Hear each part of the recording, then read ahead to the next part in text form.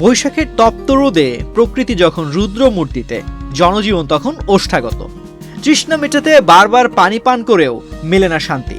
আধুনিক জীবনযাত্রায় আমরা ফ্রিজের ঠান্ডা পানিতে অভ্যস্ত হয়ে উঠলেও এই কৃত্রিম শীতলতা অনেক সময় বয়ে আনছে টনসিল, সাইনাস বা ঠান্ডা জ্বরের ঝুঁকি। এমন পরিস্থিতিতে শরীরকে ভেতর থেকে শীতল ও সতেজ রাখতে আমাদের আদি ঐতিহ্যের মাটির কলসি হতে পারে সবচেয়ে কার্যকর ও স্বাস্থ্যসম্মত বিকল্প। হয়তো অনেকেই অবাক হবেন, কোনো যান্ত্রিক শক্তি ছাড়াই মাটির কলসির পানি কিভাবে এত মনোরম ঠান্ডা থাকে।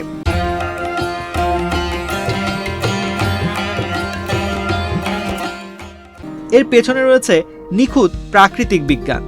মাটির কলসির গায়ে জমাটবদ্ধ বালুকণার মধ্যে অসংখ্য অতি ক্ষুদ্র ছিদ্র থাকে, যা সাধারণ চোখে দেখা প্রায় অসম্ভব।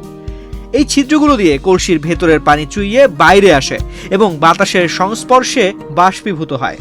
বাষ্পীভবনের এই প্রক্রিয়ায় কলসির ভেতরের পানির সুপ্ত তাপ শোষিত হয়, যার ফলে পানি প্রাকৃতিকভাবেই দীর্ঘক্ষণ ঠান্ডা থাকে। একে বলা হয় প্রাকৃতিক রেফ্রিজারেশন।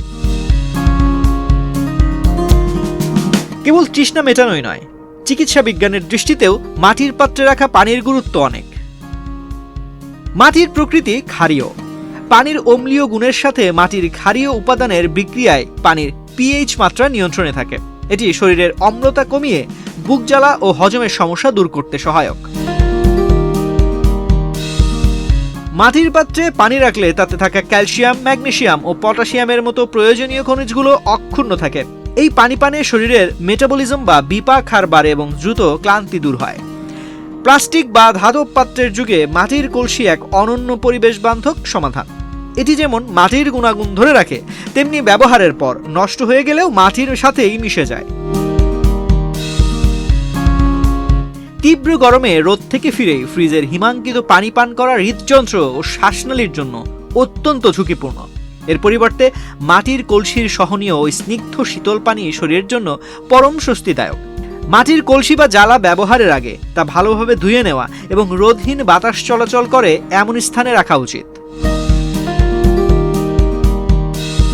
তৃষ্ণা নিবারণ যখন কেবল প্রয়োজনের সীমানা পেরিয়ে বিলাসিতা হয়ে দাঁড়ায়, তখন মাটির কলসি আমাদের মনে করিয়ে দেয় শিকড়ের কথা।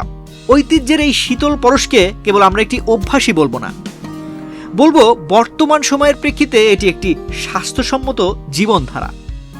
সুস্থ থাকতে এবং প্রাকৃতিক সতেজতা পেতে তাই আমাদের আবারও ফিরে আসা উচিত সেই আদি ও অকৃত্রিম মাটির কলসির কাছে। তো আজ এ পর্যন্তই। স্বাস্থ্য বিষয়ক এমন নানা পরামর্শ পেতে বাংলাদেশ প্রতিদিনের সাথেই থাকুন।